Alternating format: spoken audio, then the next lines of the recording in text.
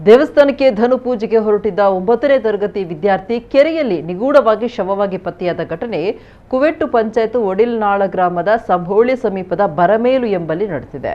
ಮೃತ ಬಾಲಕನನ್ನ ಸುಮಂತ್ ಅಂತ ಗುರುತಿಸಲಾಗಿದೆ. ಸುಮಂತ್ ದೇವಸ್ಥಾನಕ್ಕೆ ಮುಂಜಾನೆ ಧನು ಪೂಜೆಗೆ ಹೊರಟಿದ್ದ. ಪ್ರತಿದಿನ ಸ್ನೇಹಿತರ ಜೊತೆ ಧನು ಪೂಜೆಗೆ ತೆರಳುತ್ತಾ ಇದ್ದ. ಇದು ಬಾರದೆ ಇರುವ ಕುರಿತು ಸ್ನೇಹಿತರು ಸುಮಂತ್ ಮನೆಯವರಿಗೆ ಕರೆ ಮಾಡಿದಾಗ ಆತ ಮುಂಜಾನೆಯೇ ದೇವಸ್ಥಾನಕ್ಕೆ ಹೋಗಿದ್ದಾನೆ ಅಂತ ಮನೆಯವರು ತಿಳಿಸಿದ್ದಾರೆ. ಆದರೆ ಸುಮಂತ್ ದೇವಸ್ಥಾನಕ್ಕೆ ಬಂದಿಲ್ಲ ಎಂಬ ಮಾಹಿತಿ ತಿಳಿದ ಬಳಿಕ ಕುಟುಂಬಸ್ಥರು ಆತಂಕಗೊಂಡು ಸ್ಥಳೀಯರಿಗೆ ವಿಷಯ ತಿಳಿಸಿದ್ದಾರೆ. ಸ್ಥಳೀಯರು ಹುಡುಕಾಟ ಕೇಳಿದಾಗ ಬಾಲಕ ತೆರಳಿದ ಪ್ರದೇಶದ ತೋಟದ ಕೆರೆಯ ಬದಿಯಲ್ಲಿ ರಕ್ತದ ಕಲೆಗಳು ಕಾಣಿಸಿವೆ. ಕೊನೆಗೆ ಸುಮಾರು 11:30ರ ವೇಳೆಗೆ ಸುಮಂತ್ನ ಮೃತದೇಹ ಕೆರೆಯಲ್ಲಿ ಪತ್ತೆಯಾಗಿದೆ. ಬಾಲಕನ ತಲೆಯ ಭಾಗದಲ್ಲಿ ಗಂಭೀರ ಗಾಯಗಳಿರುವುದು ಕಂಡುಬಂದಿದ್ದು, ಸಾವಿನ ಕುರಿತು ಹಲವು ಅನುಮಾನಗಳು ವ್ಯಕ್ತವಾಗಿವೆ. ಬೆಳ್ತಂಗಡಿ ಪೊಲೀಸರು, ಬೆಳ್ತಂಗಡಿ ವಲಯ ಅರಣ್ಯಾಧಿಕಾರಿಗಳು, ಅಗ್ನಿಶಾಮಕ ದಳದವರು ಆಗಮಿಸಿ ಸ್ಥಳ ಪರಿಶೀಲನೆ ನಡೆಸಿದ್ದು, ಕೆರೆಯಲ್ಲಿ ಶವ ಪತ್ತೆಯಾಗಿದೆ. ಪ್ರಕರಣ ದಾಖಲಿಸಿಕೊಂಡಿರುವ ಪೊಲೀಸರು ತನಿಖೆ ಮುಂದುವರೆಸಿದ್ದಾರೆ.